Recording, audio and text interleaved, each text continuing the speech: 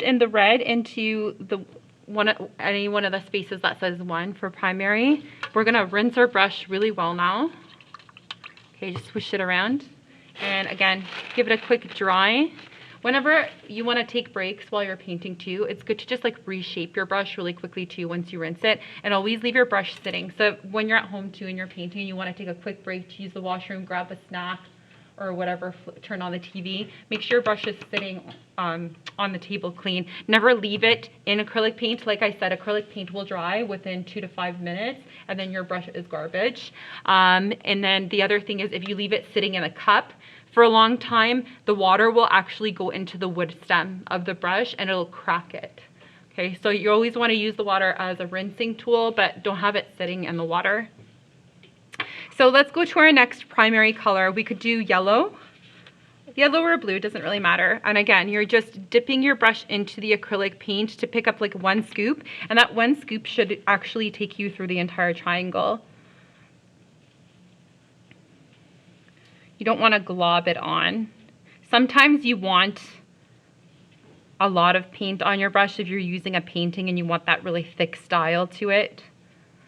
But for this, we want to go nice and thin. And like I said, if it feels like you just need a little bit more, but you don't want to scoop more paint on your brush, okay, just kind of quickly dip it in the water and it'll loosen up the paint that you've got on the page a little bit, and you could just stretch it. You want a nice thin layer of acrylic. If you accidentally have too much paint, scoop some off and wipe off your brush. You'll see too, when we start mixing the tertiary colors, if you have too much paint on there, the color actually looks horrible. And then when you scoop some off, the color looks really nice. So you don't need a lot of. Okay, so I'm gonna rinse my brush and I'm gonna do my blue.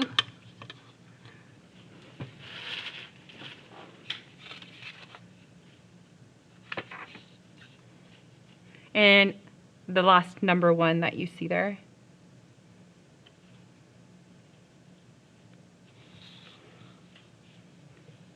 So again, you can use your brush this way to make nice thin lines, to get into those smaller spaces. Okay, or you can use your flat brush like this and get good coverage.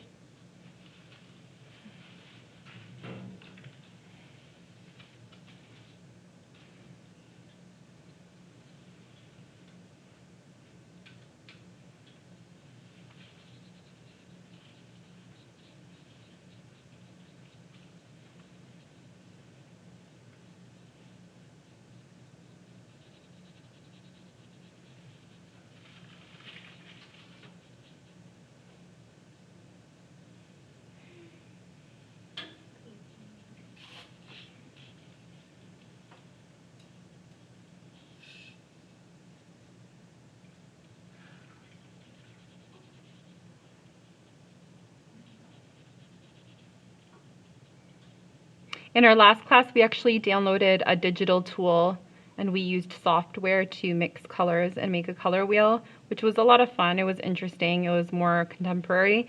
But what that class didn't get was that extra practice of handling a paintbrush.